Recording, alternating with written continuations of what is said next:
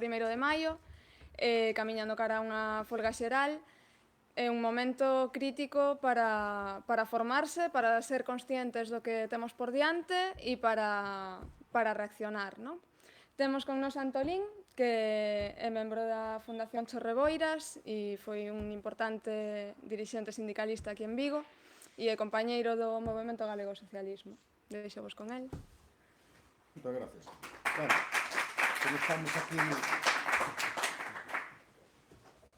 como decía aquí, a acompañar en familia, pero hai que facer as cousas e todo que a oportunidade que teñamos para poder comunicar o que sabemos, o noso xeito e a nosa maneira de interpretar a vida, as claves do que está sucedendo, e se temos a ocasión de poñelo en común, vamos a facelo, porque a verdad que dos que estades aquí, os que sodes novos, un pouco o horizonte de vida e as perspectivas que podedes ter por diante vos pode transmitir moitísimas incógnitas, non?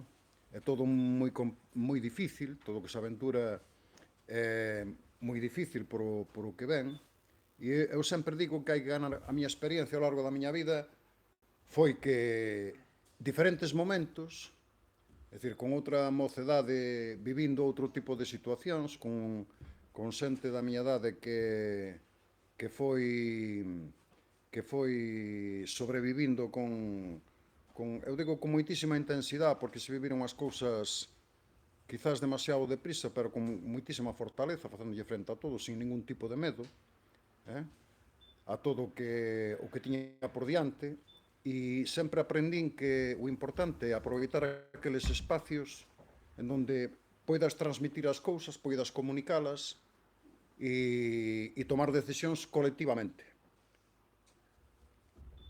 Un pouco este traballo que fixen, que xa levo como 3 ou 4 anos comentándono e falándono, hoxe leía un artigo, eu comentaba a miña compañeira, leí un artigo dun catedrático malagueño que ven en rebelión, acostumo a ler ese tipo de cousas, e me sorprendeu porque coa claridade que comunicaba algo que eu veño dicindo fai 10 anos, que agora parece unha evidencia que eu teño discutido moitísimo en moitísimos lugares e con moitísima xente, algúns deles incluso catedráticos de economía que tuveron moitísima responsabilidade política no nacionalismo, e discutindo deste tipo de cousas, non? Que el non estaba de acordo, se parece que son evidencias que nadie discute, pero que nos explica como funciona, cal é a lógica do sistema e o que vai ir sucedendo no futuro se non somos capaces de modificar o desenlace de todo isto. O que vai suceder. Eu, cando falo de riqueza e loita de clases, quero decir que non se pode separar unha cousa de outra, e que o traballo é a única riqueza, é o único valor que crea a riqueza, tampouco. Eso é algo que no marxismo é o catálogo, é dicir, o punto número 1 do catálogo, en donde o traballo é o que realmente lle dá valor a riqueza real, aquilo que a sociedade ao largo da súa historia, todas as civilizacións foron traballando e producindo para o benestar da súa sociedade, para poder sobrevivir, para facer cousas útiles para sobrevivir, o que fora necesario, non? E todos os avances que se produciron ao largo da historia se fixeron como consecuencia do traballo, todo tipo de avances tecnolóxicos, avances en medicina, avances na produción alimentaria, avances, todo, absolutamente todo, se fai porque de unha xeneración a outra se transmite eses coñecementos que se van adquirindo, o traballo que se fai na escola, todo eso, todo o coñecemento intelectual de todo o que fomos sabendo e conocendo na nosa infancia, logo comunicando posteriormente aos que nos suceden e sucederán, todo eso é consecuencia do traballo. Nos experimentamos, nos descubrimos, nos coñecimos e nos fomos transmitindo. Pero aquí hai unha parte que se apropiou de todo eso. É dicir, o capital, en beneficio seu, particularmente, se foi apropiando de todos os coñecementos e descubrimentos que fixo a clase traballadora co seu traballo ao largo da historia. Sempre digo que para simplificar, calquer cousa que podamos ver que este a nosa vista ao noso alrededor, en calquer lugar, un tren, unha locomotora, ou a locomotora do tren, un vehículo, unha ponte, un edificio, todo, un ordenador, calquer cousa está feita con traballo. Se fai co traballo. Nada que podamos concebir, nada que podamos ver, absolutamente nada, se fai a excepción do que é a propia natureza, porque se transforman os recursos da natureza para beneficio social, para utilidade social, e se fai con ese traballo. Non? Entón, esa é a riqueza, a única riqueza posible.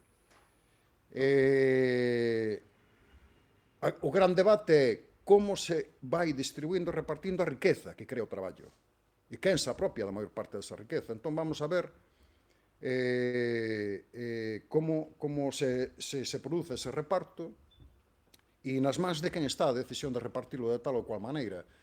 Eu son dos que digo que xa non é que se faga un reparto equitativo ou máis xusto da riqueza, senón que eu creo que a riqueza ten que estar en mans de quen a traballa, de quen a produce, e en beneficio social completo e distributivo. Entonces, a partir de aí, xa é outra significación distinta, non, do que debe de ser realmente o futuro da clase traballadora.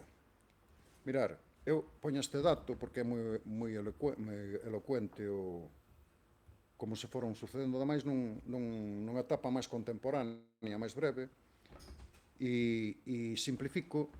Se nos queremos saber identificar cal é a riqueza dun país, falamos do Produto Interior Bruto.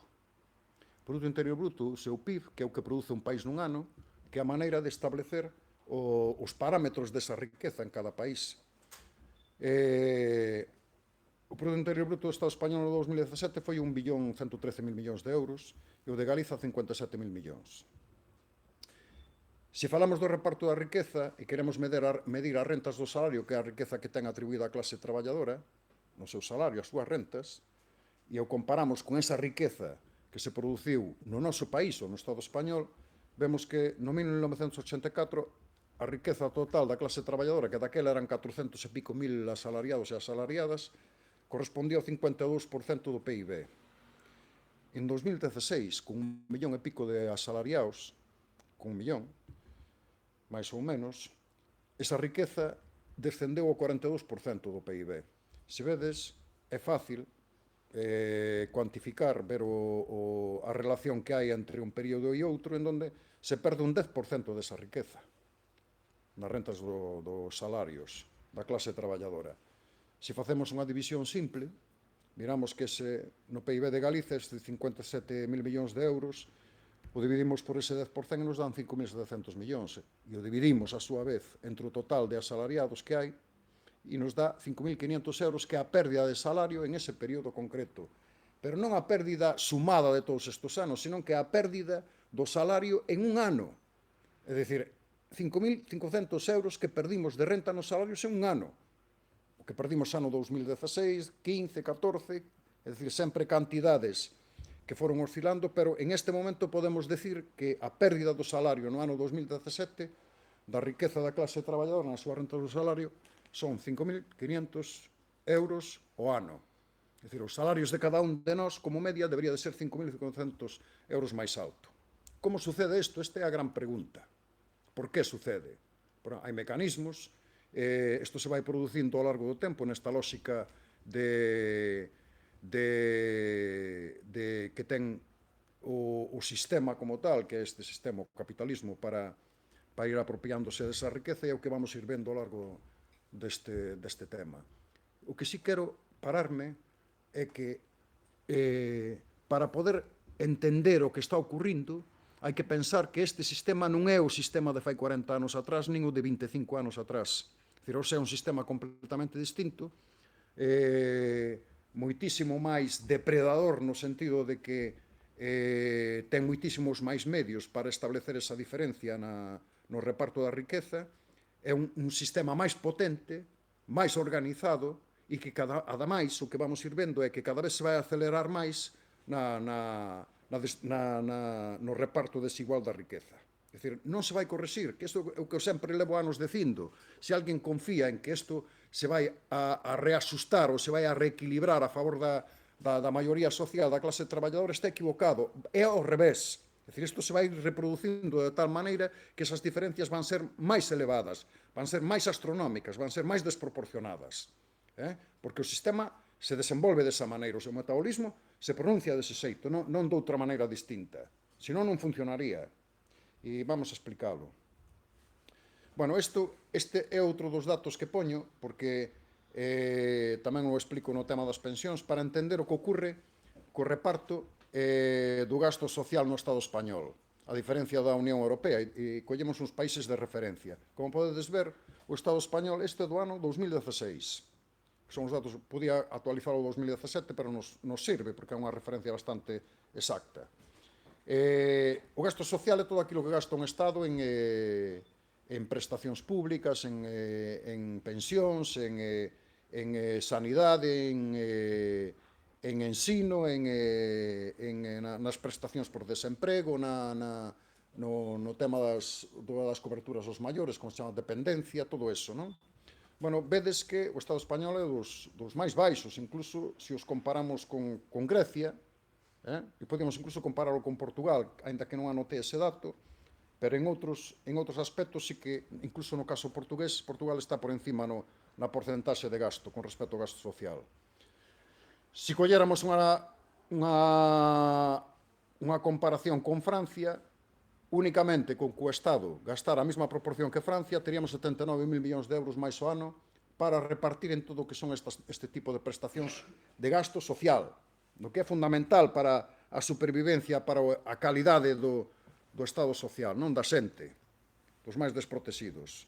E en pensións, vedes que o Estado está un 5,8% inferior ao que é o promedio da Unión Europea, que son 57.000, únicamente en pensións, 57.000 millóns de euros menos. Cando vos falaba ao principio de que este non é o sistema que conoceron os nosos, que conocín eu fai 30 anos, nin que conoceron os meus pais, nin os meus avós, non ten nada que ver. Isto é, aquí se está producindo unha aceleración brutal en todo o que ten que ver coa acumulación. O capitalismo é un sistema que acumula riqueza, acumula, é dicir, se produce para acumular, canto máis riqueza, pero o jodido e o desconcertante desto é que cada vez necesita acumular máis, porque hoxe ha de saber que hai un aspecto que fai 40 anos atrás non ocurría, pero si agora ocurre.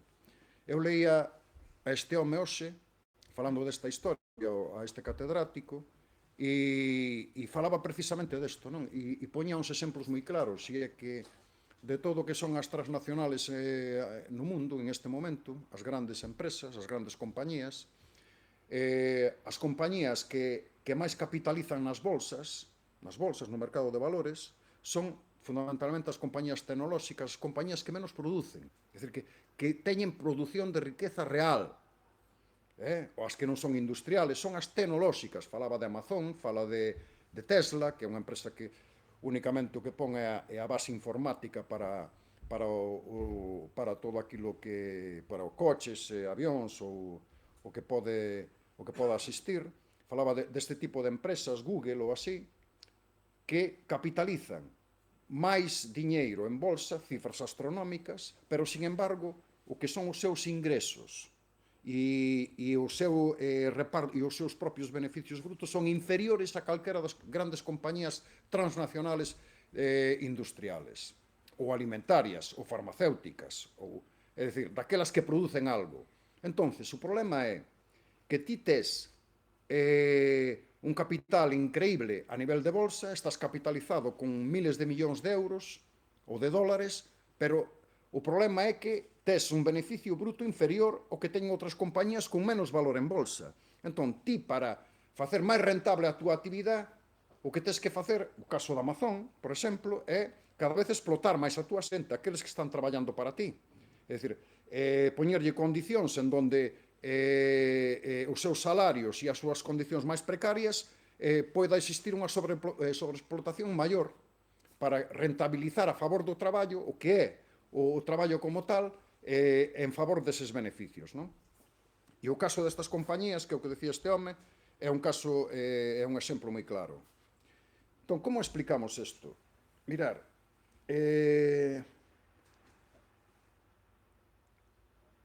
se dicíamos que a riqueza real, o que realmente pode asistir ou darlle fundamentos á civilización e axudar a xente, aquilo que é útil para a xente, aquilo que, por exemplo, un país comercia, que exporta o que importa, todo eso que é o PIB mundial son 2000, no 2015 son 75 billóns de euros, o PIB mundial no ano 2017 eran 75 billóns de euros. 75 billóns. Pero as bolsas, o mercado de valores, capitalizan un total ao ano de 3.012 billóns. Fixarvos a desproporción. Ou incluso se nos quedamos no que son o seu valor diario, son 12 billóns de euros diarios que mobilizan as bolsas, como pode ser o Nasdaq, como pode ser a Bolsa de Madrid, o IBEX, como poden ser todas estas grandes mercados. Entón, aquí hai un problema. A gran pregunta é como é posible que, se con un PIB, con unha produción mundial, con unha riqueza real que se pode medir, que sabemos que se pode repartir, que é significativa porque é o que realmente é útil para a nivel social, se pode alimentar algo tan astronómico, pode existir unha correspondencia con esta cantidad de diñeiro, de capital que está metido nas bolsas de valores, non? E nas accións, capitalizar nas accións destas grandes transnacionales. Aquí hai un problema. Sin embargo, é dicir,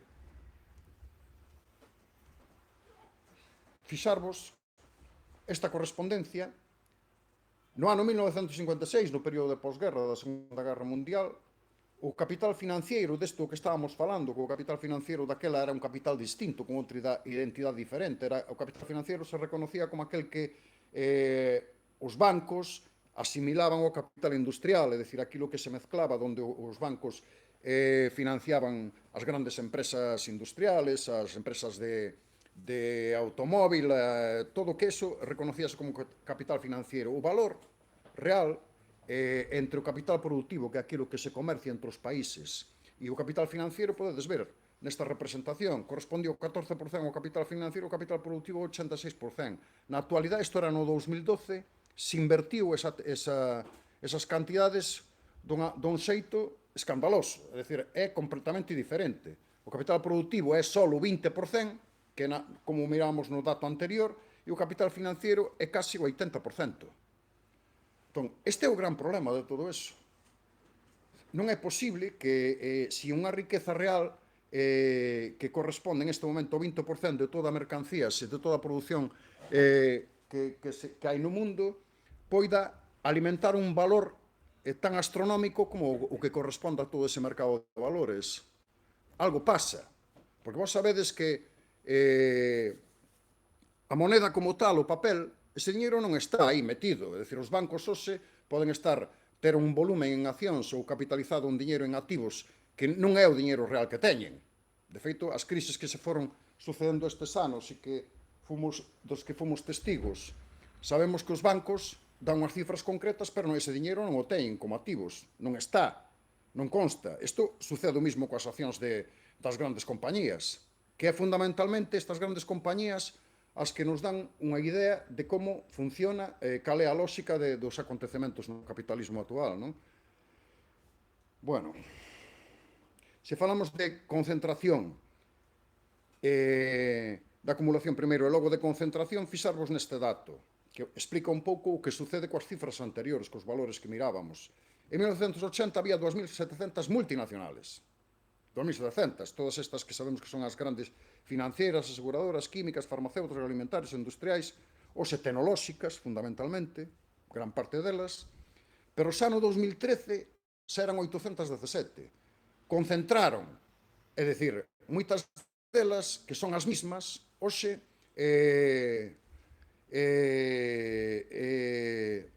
poñamos o caso de calquera delas industrial, como pode ser o caso destas japonesas, teñen asimismo empresas industriales como teñen empresas químicas e empresas farmacéuticas metidas no mesmo grupo. É dicir, se concentraron todas, e cada vez están máis concentradas. Entón, esa é a concentración do capitalismo na actualidade. Este é o gran poder, ese é o poder real, é o que domina, é o que establece as legislacións nos países, é o que determina cal é a evolución de todos os dereitos no traballo. Porque para alimentar ese volumen de diñeiro, cada vez hai que explotar máis o mundo do traballo. Entendemos? É dicir, que non pode ser de outra maneira.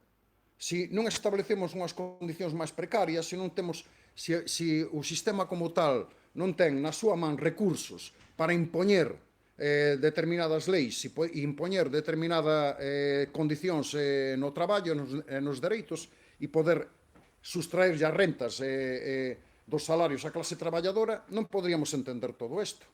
Este é o acontecemento, porque o que se dá aquí no Estado español, con todas as reformas do mundo do traballo, coas pensións, cos recortes en sanidade, é riqueza que se lle sustrai a unha clase concreta para desplazala a outro lugar. É dicir, para desplazala e poder asistir a todo o que son o capital financiero, o mercado de valores, as grandes compañías. Esa é a explicación de todo isto. Pero non se produce únicamente no Estado español. Eso se dá de xeito uniforme en prácticamente todos os países. Aínda que aquí todos os acontecementos recentes e a consecuencia da última crisis que cronifica esa desigualdade e cada vez máis a pobreza, aquí é máis acelerada que en outros lados. Entonces, e ademais con un goberno destas características ou con estes diferentes gobernos que tuvemos, pois o teñen bastante asegurado, non? Bueno, aquí eu poño sempre este caso, o caso de Estados Unidos, porque é o país máis rico do mundo, é o país máis rico no sentido de que é o país con máis capacidade de produción. É dicir, o seu PIB é o máis alto de todo o planeta. Entonces, pero bueno, nos Estados Unidos hai cerca de 43 millóns de pobres, pero de pobres recoñecidos, é dicir, non aqueles que, de pobres por debaixo da liña da pobreza, daqueles que non teñen os ingresos asegurados para sobrevivir no día a día, 43 millóns, pero é que hai outros tantos millóns que nin siquiera están identificados, non están censados, que viven na rúa. Pero en Estados Unidos, sendo o país máis rico do mundo, pois esta é a situación na coa que se encontra na actualidade. É dicir, non hai dereito, é dicir, non hai un dereito colectivo. Te cando entras nunha empresa, no teu contrato estableces unhas condicións individuales que non son as que pertenecen ao resto dos traballadores. Non tes dereito a despido, é dicir, non hai vacacións por leis, as tes que patar, non tes seguridade social. É dicir, eso pactas no mismo contrato en donde a empresa te asegura ou te dá ou non te dá determinadas coberturas a nivel sanitario, ou te dá unhas poucas ou non te dá nada, todo eso. Entonces, hai que ver, por exemplo, que non hai indemnización por despido, non hai, no caso que isto foi unha das, cando entrou Obama e intentou establecer o descanso por dereito a parto para as mulleres, non teñen un descanso reconocido por maternidade. Parece mentira, pero é así. E el foi unha das promesas que fixo e nin siquiera conseguiu establecelo. Non foron capaces de aprobarlo a nivel legislativo. Ou se continúan en ese mismo estado, non hai prestación por IT, é dicir, non hai, no caso de baixa, non tes asegurado a excepción de que o teñas patado no teu contrato, pero de xeito individual, non tes prestación por IT, non hai dereito a negociación colectiva, a convenios, non o hai. É dicir, pode haber empresas en donde si tes determinada fortaleza sindical seas capaz de negociar un convenio para a túa empresa, pero por lei non está legislado. É dicir, non hai. E incluso en algúns estados ni siquiera hai salario mínimo. Entonces, non é algo uniforme en donde ese dereito este representado e este asegurado para todos. Non existen pensións públicas. Entonces, isto que parece unha barbaridade pasa no país máis rico do mundo. Entonces, hai que pensar que se pasa aquí, o que nos parece máis lóxico pensar é que todo o que está ocurrindo aquí, todo o que está ocurrindo no Estado español, o que pode estar ocurrindo na Unión Europea, aínda que a historia fixo todo o desencadenante das loitas e dos conflitos da clase obreira en Europa, determinou que hoxe teñamos un marco e teñamos uns dereitos máis regulados e teñamos todavía algo por que poidamos sentirnos satisfeitos. O certo é que o ataque que hai a todos estes dereitos conduce a que vayamos a unha situación como esta. Se pasa en Estados Unidos, por que non pode pasar aquí? Se o sistema é o mismo, non? Esta é a gran pregunta. Se non pasa aquí e non pasa agora é porque hai un equilibrio, unha relación de forzas entre a clase traballadora e o capital, en este momento, o que nos denominamos loita de clases, para identificar algo concreto, que non permite que eso se produzca xa de xeito instantáneo, inmediato, ou a un ano vista. Pero o certo é que este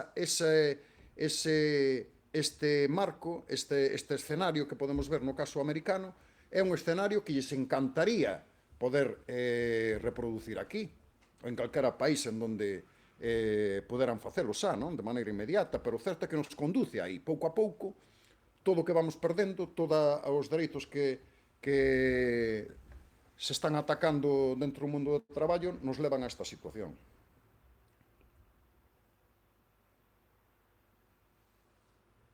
Eu poño este exemplo para entender un pouco a loucura deste sistema e poder tamén entender o que vos comentaba antes. Este é un dato do ano, bueno, por sempre o poño porque é interesante, non? Pero como consecuencia desta crisis, desta última crisis, da reciente crisis, que fixo estragos incluso a nivel intelectual, porque a xente quedou moi dañada no sentido de confianza, quedou moi atacada porque entrou pánico a nivel xeneral, porque fomos capaces de ver algo que moitísimas xeneracións aquí non podían imaginar que pudera suceder, que é unha pobreza brutal, que sacudía a moitísima xente, que deixou a moitísima xente sin fogar, en unhas situacións moi precarias, e onde o Estado prácticamente non acudiu ao rescate de casi ninguén, ao contrario. Entón, eso pois deixou moi tocada, moi afectada a clase traballadora, con bastante medo dentro das empresas, e iso ten que ver tamén con o resultado que hai na actualidade de todo este ataque a todo o que é os dereitos no traballo, as pensións, a sanidade, a que eles foran capaces de consolidar esta ofensiva. Mirar, a ver se somos capaces de entender isto. O Estado español contribuye cada Estado da Unión Europea. Sabedes que antes tiñan as súas propias monedas, pero ao unificar desaparecen os bancos centrales de cada Estado, que eran os que facían a emisión de monedas, que as pesetas, unifican e crean un banco central, que é o Banco Central Europeo, entre todos, que é o que a partir de aí ten a única propiedade para emitir diñeiro, facer oferta de diñeiro, emitir euros. Entonces, cada Estado aporta dos que están integrados na Unión Europea en función do seu PIB, do que corresponde ao seu PIB en toda a Unión. O Estado español lle corresponde ao 7% aproximadamente do PIB da Unión Europea e aporta ese 7% en diñeiro. E o Estado aportou no BCE, o Banco Central Europeo, nos últimos 4 anos, isto foi no ano 2014, que este dato non volvín a actualizalo, pero nos dá unha idea de como funciona. Aportou en 4 anos, desde o ano 2011, 2012, 2013, 2014, 320.000 millóns de euros. Pero, que pasa? Que o Banco Central Europeo, un dos acordos que teñen cando foi o Tratado de Lisboa, é que ningún Estado pode concurrir a esa subasta de diñeiro que fai o Banco Central. Os Estados lle dan diñeiro, capitalizan o diñeiro do Banco Central, pero non poden concurrir a él. Non é como cando un Estado tiña o seu propio banco e decidía si revaluaba o diñeiro ou devaluaba en función se quería exportar ou importar, e ademais emitía diñeiro porque o que facía era crear unha maior circulación de diñeiro que chegara a maior xente, a máis xente, para activar o consumo e tal, pero eso desaparece. Entón, os Estados non se poden facer a súa propia emisión de diñeiro e tampouco poden acudir as subastas que fai o Banco Central. Únicamente poden facer os bancos. Entonces, que fai os Estados? Os Estados, a única maneira de capitalizarse, de recoller capital para poder funcionar, para poder ter créditos e facer funcionar os seus orzamentos, aquel que o necesite ou aquel que o precise, o fai lanzando, como fan todos os Estados, ofertas de débeda pública. Sabedes, non? Isto dos bonos do Estado e tal.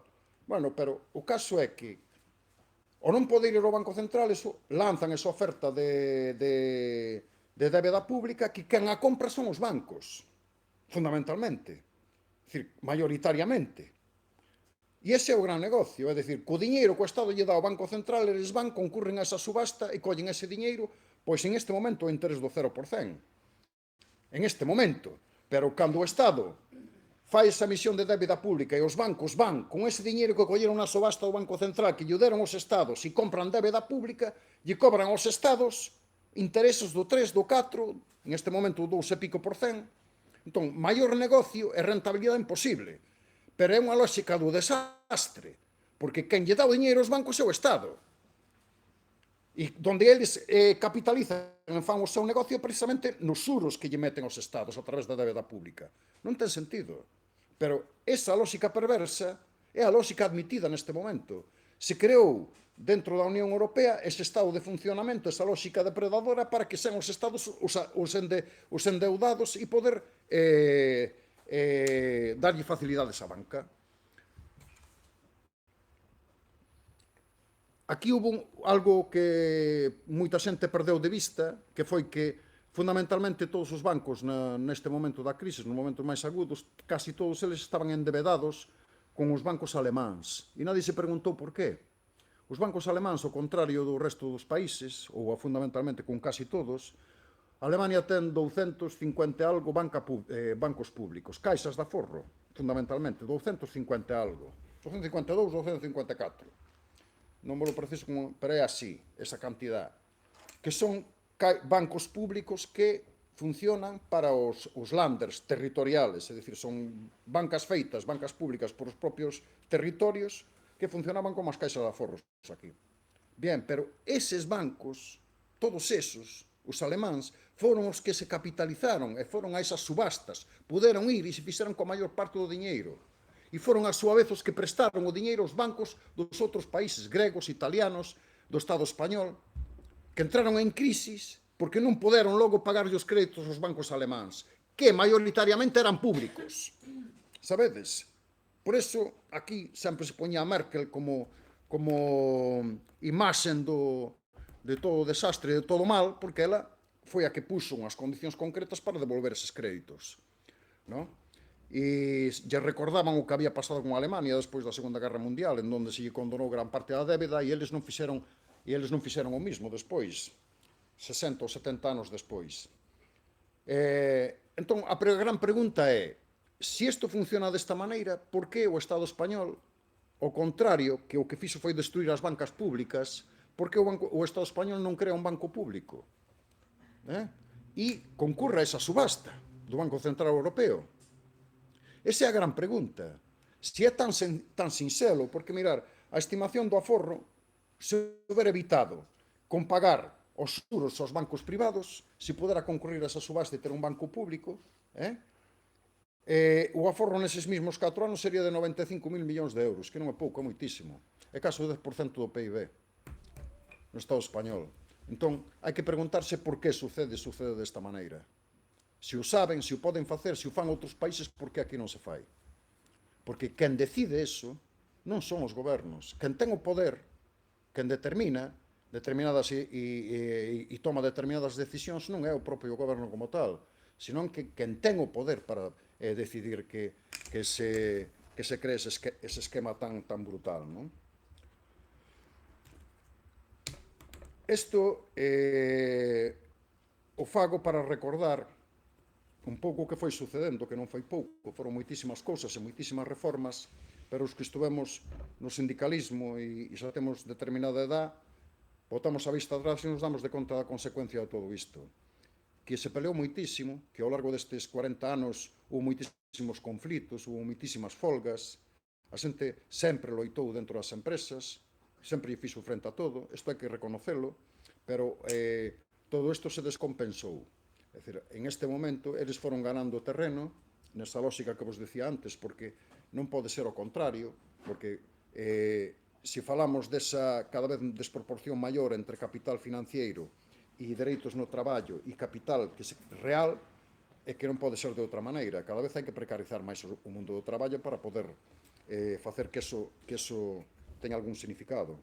Entón, mirar, desde o ano 1979 a 1984, por exemplo, o despido improcedente, que naquel momento o traballadora, se era improcedente decidía se volvía ao traballo, e eran 45 días, decidía se quería indemnización ou volvía ao traballo. En esa primeira reforma que se fai, cambia. É dicir, é a empresa quen decide se indemniza ou readmite ao traballador e a traballadora. A pensión de xubilación, que era aos 60 anos, é dicir, que aos 60 anos podías xubilarte, te collían como promedio da xubilación os 2 últimos anos cotizados. No desemprego, 6 meses traballados e tiñas 3 meses de protección, ou sea, un ano. Pero tamén sabedes que na media das pensións que vos decía, de coller os últimos 2 anos, agora están nos 25 últimos anos.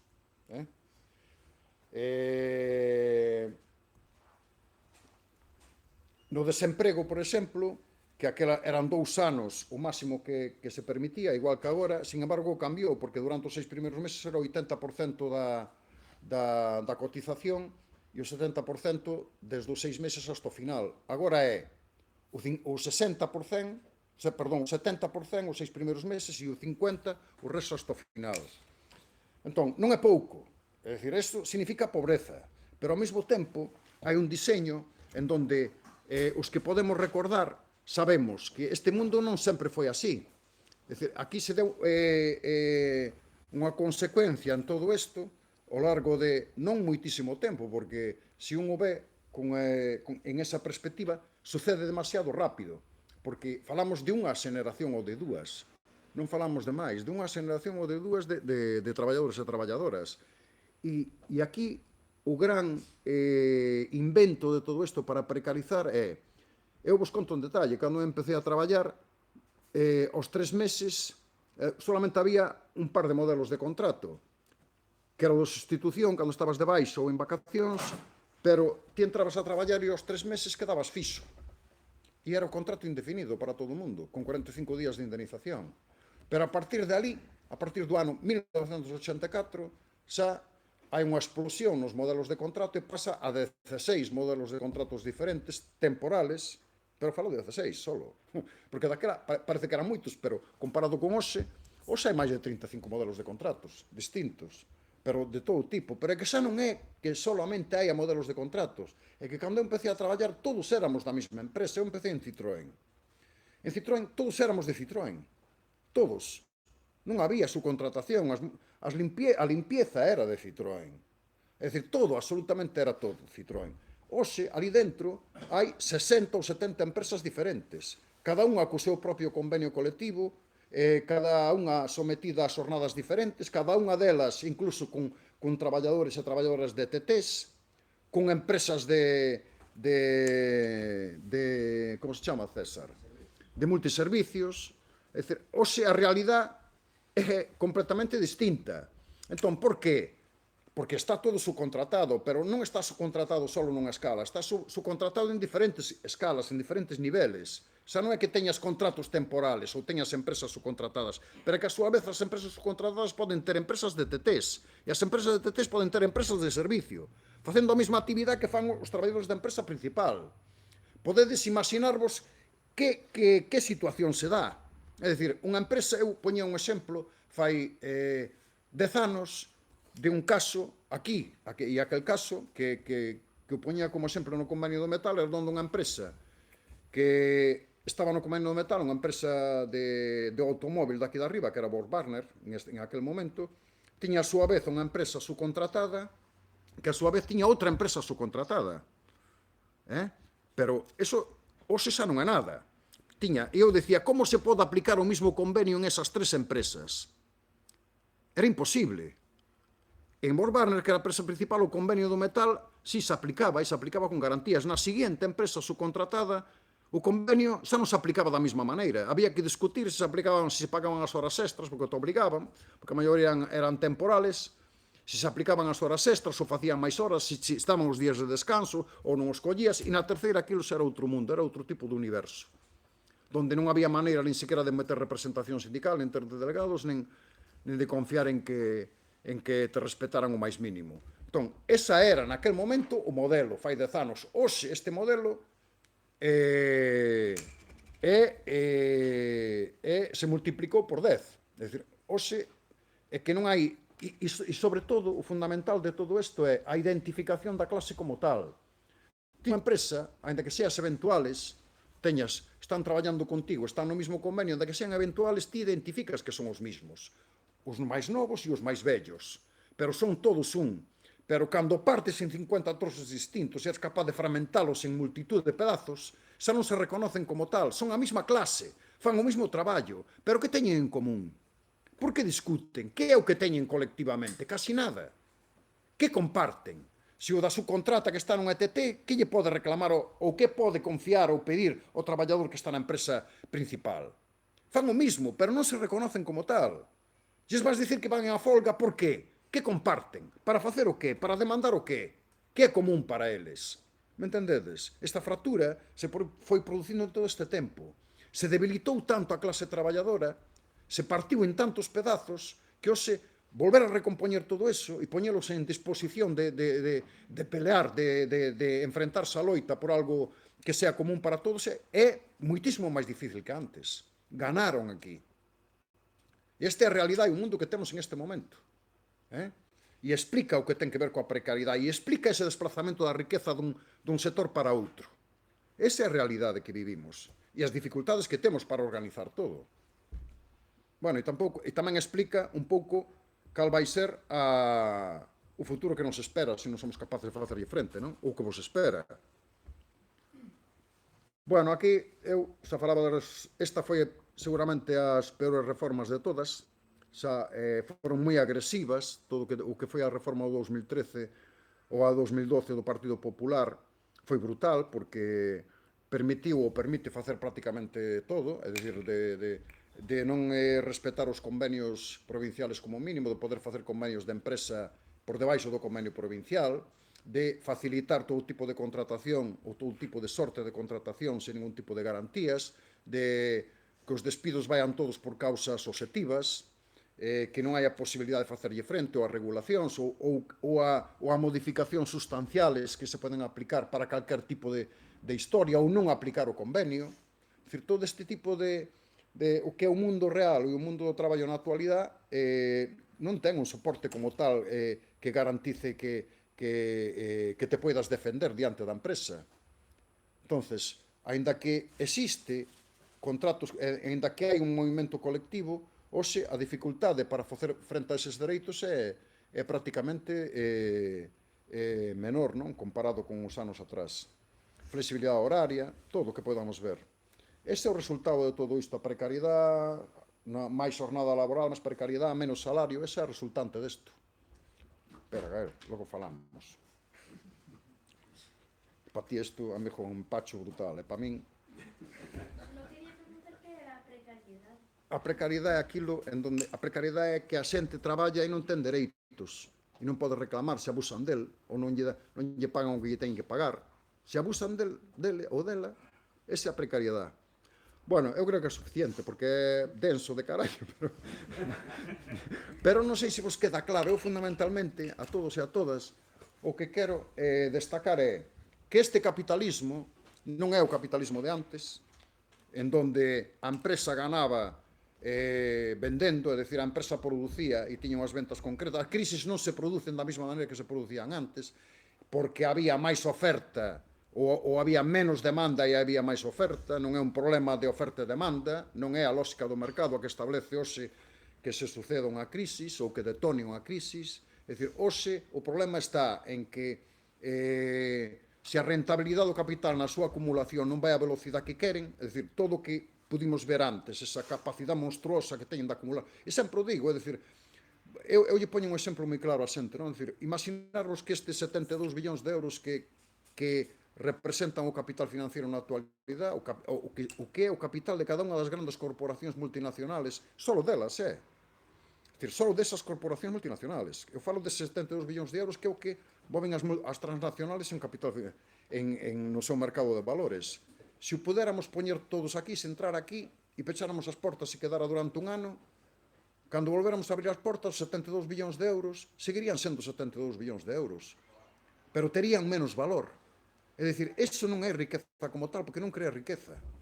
Me entendedes o que quero decirvos? Estaría aquí, cando volvéramos a abrir, seguiría sendo a mesma cantidad, pero con menos valor, porque se despreciaría.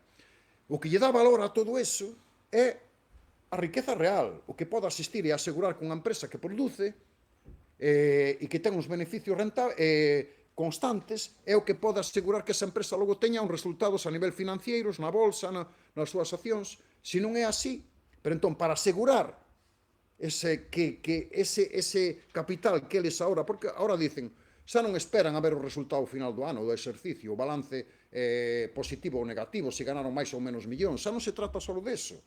É dicir, os grandes accionistas non esperan a ver o resultado de temporada, o que venderon ou que ganaron, ou reparto de accións e de dividendos, xa non é iso.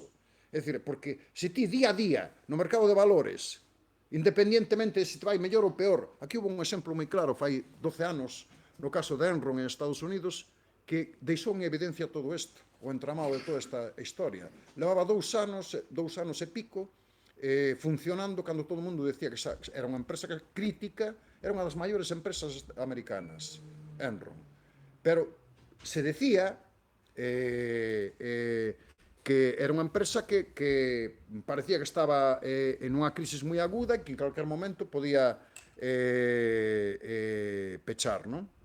Bueno, así sucedeu e arrastrou, é dicir, as súas pérdidas, estuvo funcionando durante 2 anos únicamente co diñeiro que tiñan, é dicir, con que se financiou, con que permanecía nas bolsas. Seguía actuando, estaba, seguían invertindo nela, seguía tendo accións, subía na bolsa, no mercado de valores, unhas accións máis, uns días menos. É dicir, unha empresa que xa non tiña valor, que tiña unha débeda de máis de 2.300 millóns de dólares, 2.300 millóns de dólares que viña arrastrando durante 2 anos, seguía na bolsa, vendendo, comprando accións, subindo, baixando no mercado. Eso non ten sentido. De repente explota e resulta que se estuvo financiando toda a súa actividade co que era o capital das pensións que tiña asegurados os seus traballadores e traballadoras. Sabedes cantos quedaron? 50 e pico mil traballadores e traballadoras que quedaron sin pensións. Lles levou todo o dinheiro, quedaron sin nada. Eso foi un desastre brutal. Eu non sei se algún deles dos accionistas acabou preso, pero nese sistema foi permitido. Se volatilizou todo o que foi o sistema de pensións que tiñan contratado os seus traballadores. Quedaron sin pensións 50 e pico mil traballadores e traballadoras desa empresa. Explosionou e se levou por diante non sei cantos acreedores e cantas empresas pequenas, pero non pasou nada. Sucedeu. E estaba cantado que era unha empresa que iba a ter ese desenlace fatal. ¿No? Pero era así. Seguía funcionando. É posible? Pois sí, é posible. E aquí en este momento pasa o mismo. Xa non se trata de que se vendes máis ou vendes menos, se tes máis ou menos produción, senón desa lógica de mercado e dese sistema financiero que podemos ver as magnitudes que ten na actualidade, non? 72 billóns de euros ao ano é imposible de capitalizar e só se pode asistir dese xeito. É dicir, cada vez explotando máis, porque iso ten que crecer, non disminuir. Senón sí que entra en colapso o sistema. Se reconocemos que o sistema acumula, que o capitalismo ten que acumular e ten que crecer no seu volumen, porque non pode ser de outra maneira, ten que pronunciarse dese xeito, día a día ten que crecer, non pode, é dicir, o que hai no mercado de valores non pode disminuir, ten que crecer, verdad? Pois como ten que crecer, e non pode ser de outro xeito, senón entraría en crisis, se colapsaría, entonces, para asistir e darlle valor a iso, cada vez hai que explotar máis o mundo do traballo, cada vez ten que ser máis precario, cada vez hai que pagar menos a xente. É así. É que non hai outra determinación desto. Entonces, como se para? Oxe, non é un problema de se hai máis recursos ou resulta que hai máis oferta que demanda e entramos nunha crisis de demanda. Non, ese xa non é o problema, non é unha crisis de mercado. Non. O problema, oxe, é completamente diferente.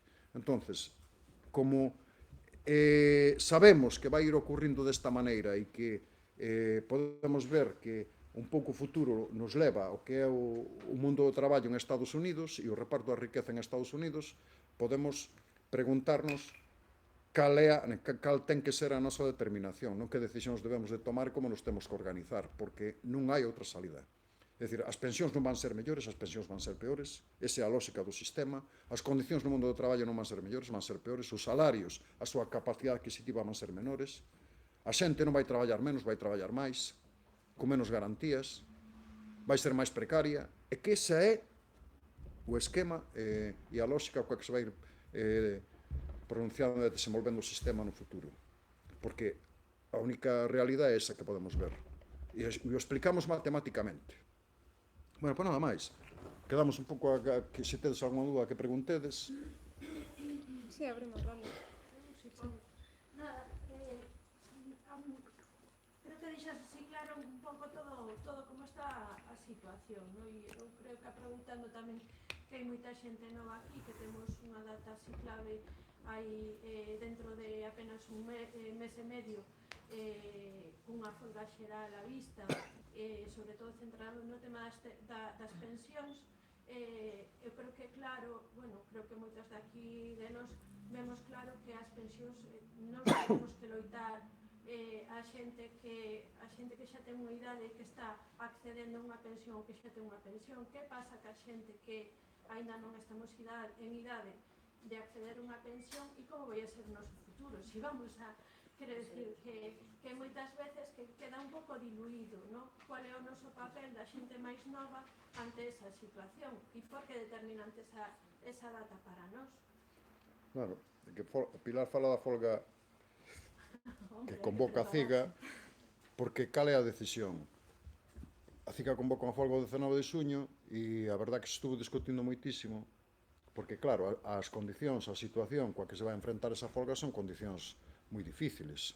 A resposta non vai ser unha resposta desigual e unha resposta que non vai ser as grandes folgas que conocíamos ou que temos vivido aquí nos últimos anos, porque o mundo do traballo, como comentaba, non permite grandes alegrías para mobilizacións así potentes, non? Esa é a verdad.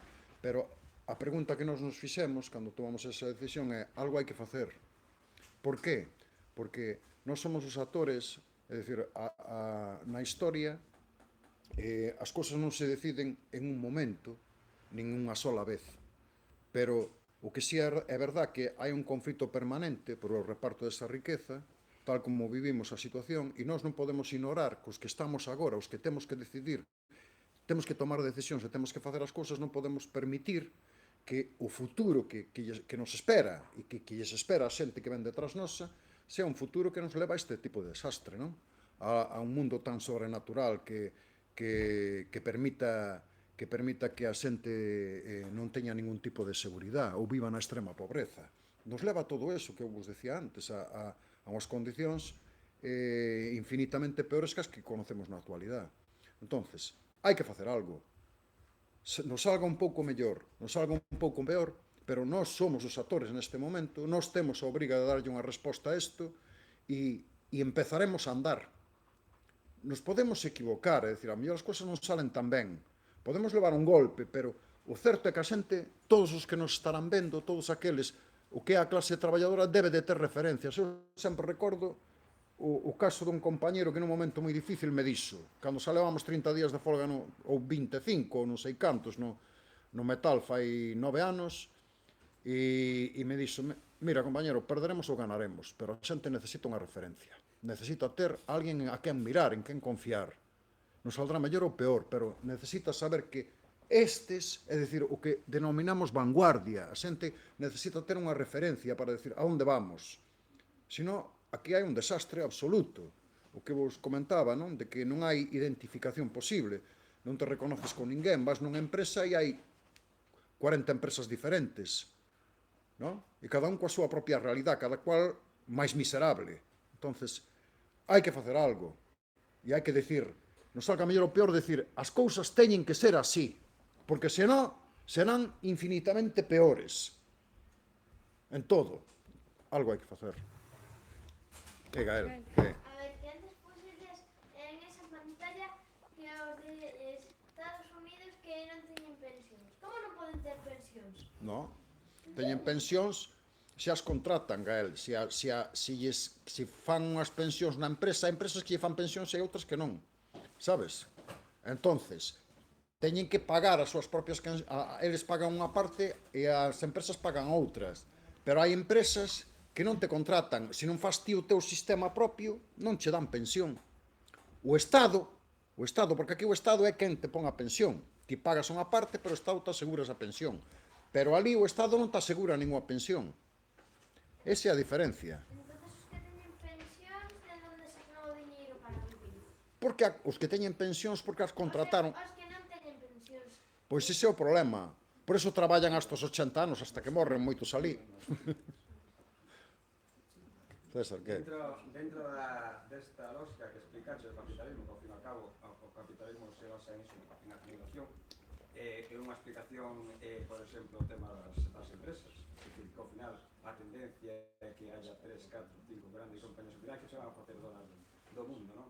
En todo caso, sí que, digamos que o que favoreceu iso, non se pode esquecer, é que a través tamén das políticas, é dicir, para que se dé estas circunstancias se crearon unhas leis. Estas leis as fan os parlamentos, e eses parlamentos están constituídas por uns partidos políticos, por cal aquí sí que hai, digamos, unhos cómplices que son eses partidos, moitos deses partidos obreiros, entre comillas, é dicir, que ao final están votados pola propia clase traballadora, e depois aquí tamén entraríamos en outra vertiente que é o mundo sindical. Dicir, nun momento dado, claro, que falabas dunha época moi concreta, pois, naquele momento que se saía da dictadura, para min o gran logro que tuvo o capitalismo é que certo sindicalismo sacou, digamos, as problemáticas da rúa e as meteu nos despachos. Unha vez que se levan nos despachos, claro, aí desactivas o que é o mundo do traballo. Por iso ahora é tan difícil, a veces dicimos, hostia, como é posible que non seas capaces de movilizar a xente? E que a xente, unha vez que é desmovilizada, é moi difícil. Claro. E aí, eso é realmente o que provoca que se dé estas circunstancias tan fácilmente. Se o mundo do traballo estuvera realmente con forza, era moi complicado chegar a este. Non chegaríamos aquí. Porque, ao final, na rúa resolvías. Non chegaríamos aquí. De feito, eu creo que nós temos experiencias, bueno, a última reciente, o tema das pensións, porque saíron aí millóns de pensionistas á rúa, porque eses pensionistas o poder que teñen é o voto, e ademais é a decisión, o goberno, o sistema sabe que unha vez que te posa andar, a xente gana conciencia, porque se fai preguntas, sale, é capaz de poñer en común todo o que sinte, non? Se sinte con forza, está na rúa, e a partir de aí non para. Entón, ti sabes que o goberno como tal sabe que eso vai ter unha consecuencia. Vai ter unha consecuencia, fundamentalmente nos votos. Vai ter unha consecuencia en donde esas movilizacións poden ter un reflexo, poden ter un amparo incluso de outros sectores. E o desencadenante, é dicir, cal pode ser a resolución de todo iso? Que haya máis sectores que se unan, que xente que se movilice, porque aquí houve un rollo que eu creo equivocado, porque se movilizaron os pensionistas e non tuvemos a sabiduría de poder unificar, porque o problema das pensións non é solamente os pensionistas, é incluso máis grave para aqueles que van a ser pensionistas. E iso non fomos capaces de comunicalo, non tuvimos esa eficiencia en trasladar ese mensaxe a todo o mundo. O problema das pensións é de todos, pero fundamentalmente os que van a ser pensionistas en 10, 15, 20 anos. E aquí o goberno tuvo que recuar no tema das pensións en dous aspectos, fundamentalmente no tema de IPC, máis no tema do factor de sostenibilidade, o que fai é retrasalo, porque estes tipos salvan este ano e o seguinte que é eleccións, e a partir de aí, se volven a ter maioría e teñen o tema controlado, volverán a aplicar, supoño que de novo o 0,25, e ademais o factor de sostenibilidade, bueno, eso temos discutido moitísimas veces. Pero aquí o gran problema é o que dicía César, é dicir, como chegamos hasta aquí? Por qué? Por que perdimos tantas posicións e estamos en esta situación de desamparo tan brutal, con un mundo do traballo tan desfeito? Porque hai responsables. Se tuviéramos esa constante de loita, o que é a loita de clases, que é o que determina os resultados na evolución social. É dicir, se aquí houbéramos plantado cara, se os sindicalistas, eu digo que os grandes culpables destos non son nin PSOE nin PP, porque fan o papel que se lles asina, son o que representan o poder, o capital neste momento, pero quen realmente son culpables son os sindicatos, comisións e UGT, que permitiron, colaboraron, fixeron posible que chegáramos a este escenario e a esta situación concreta, porque trasladaron todo o que era o conflito social, adormeceron a xente, é dicir, atenuaron o conflito como tal, xogaron un papel fundamental para o sistema nese, e fixeron que desplazaron todo o que é ese conflito ás mesas de diálogo social e claro, o sistema lles deu todo ese poder de representación e logo o sistema hoxe non é o sistema de fai 40 anos atrás, ten uns medios de comunicación potentes que é capaz de transmitir un discurso concreto, uniforme en todos os sitios, en onde parece que non hai máis realidade que esa que te están transmitindo e dicindo. Todo é así porque o dicen, salen todos os lados, entón non pode ser mentira. Entón, claro, con todos eso en contra, con todos esos actores xogando a favor do sistema, estamos perdidos. Chegamos aquí porque chegamos, porque hai uns responsables de que chegáramos aquí. Porque quen tiña que estar de parte da clase traballadora non está vendido. Esa é a realidade. E o mundo é realmente máis difícil para responder, non? Pero todo hai que facelo, porque a dialéctica da historia nos enseña que en un momento ou en outro isto sempre ocurre algo, sempre sucede algo e sempre se dá un movimento, pero non son espontáneos, porque todo ten que ter un... É dicir, alguén ten que dirixilo, algún ten que estar organizado, ten que haber unha resposta organizada, ten que haber unha vanguardia, partido, sindicatos, ten que haber algo, un movimento que tire de todo eso, que sea referencia. Se non hai referencia, adiós, pode ir para calquer lado, pode ir para o fascismo, pode ir para calquer outro lugar. Esa é a diferencia. Dabas aí a clave, o papel que son os medios de comunicación en todo este cambio, porque é certo que nós, por exemplo, os que somos máis veteranos, tamén coñecimos como os medios de comunicación un momento dado xogaron a favor nosa, decir, no principio, non? Sobre todo no principio da democracia, pero agora están todo o contrario, están volcados totalmente na outra parte. Pero tamén é onde podemos atacar, porque tamén eu creo que é a parte débil, por eso o tema da movilización é importante, a seguir criticando, estando aí, os movimentos sociais son tamén moi importantes, por suposto, ben dirixidos, porque aí é onde se lle fai daño, a través dos medios de comunicación, porque atacar o PSOE e o PP, eles fan o que teñen que facer e o van a seguir facendo sempre, porque son partidos do sistema. Pero os medios de comunicación, cando a xente se moviliza, como foi o 8 de marzo, por exemplo, co tema da muller, en principio tampouco iban a alargar moito, pero claro, no momento que eso viron que podía ter peso, que eso podía ter envergadura, se puseron do lado das mulleres e aí a reclamar xunto que a historia. Entón, eso sí que lle fixo daño ao goberno. No tema dos pensionistas, exactamente igual, por eso. Ir a unha movilización o día 19, si sae ben e se leva moita xente e tal. Incluso, eu non descarto que ese tipo de movilizacións estamos ainda no inicio a que se podan enganchar logo outros actores tamén, aínda que non da mesma maneira, pero é fácil, non? Tamén que se enganchen, porque neste momento tamén quedar descolgados, bueno, pois para esas organizacións sindicais tamén lle vai a tener un coste tamén importante, non? E aí é onde todos os que estamos en contra e a favor deso, pois tenemos, pois cando menos, tirar de forma unitaria, por decirlo de alguna maneira, os que estamos de acordo en nos desacordos que non están os outros. Estamos en desacordo cos outras organizacións. Bueno, eu, se non hai máis, quero rematar, se hai, pero bueno, hai unha cuestión, o que si aprendín é que ti, para facerlle frente a isto e para cambiar as cousas, hai espacios nos que estes que estar. É dicir, ti tes que comunicar, tes que sobrepoñerte ao sistema de alguna maneira. Hoxe nunca vas contar cos medios de comunicación, nin vas poder transmitir a realidade do que pasa, nin vas poder decir as túas verdades ou as túas mentiras. É dicir, o que poidas realmente ter a necesidade de comunicar, hoxe non tes, estás en franca desventaxa con todo eso, non podes competir, non chegas, non tes o alcance que teñen eles. Pero eu creo que a única maneira, hoxe, porque o aprendín, é dicir, a única maneira de enfrentarse a todo isto é ocupar aqueles espacios en onde te podes comunicar, e son todos aqueles onde a xente está viva. É dicir, nas universidades, no ensino, no traballo, nas empresas, non todo é institucional. Quero dicir que se pode falar nos parlamentos, pero a realidade se move por abaixo, no mundo real. É dicir, onde está a xente, onde están os pensionistas, onde se reúne, se congrega a maioría ou as multitudes ou as minorías, da igual, pero vas sumando, vas multiplicando. Esa é a realidade de todo isto.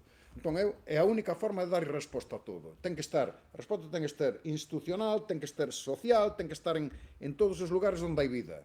É así, e iso nos últimos anos abandonou moitísimo. Perdimos esa referencia como tal, esos lugares, os barrios, asociacións de veciños, algo que fixemos moi ben en determinado momento, fai tempo que non o facemos, porque parece que incluso nos molesta non vai a ser un contrapoder que nos poña determinadas condicións e nos diga que as cousas non se fan como se están facendo.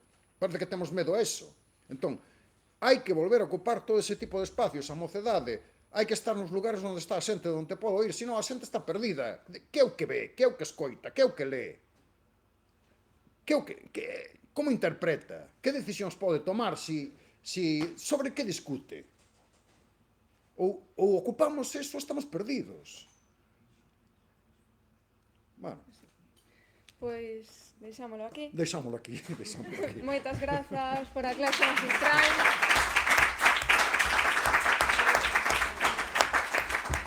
Moitas grazas.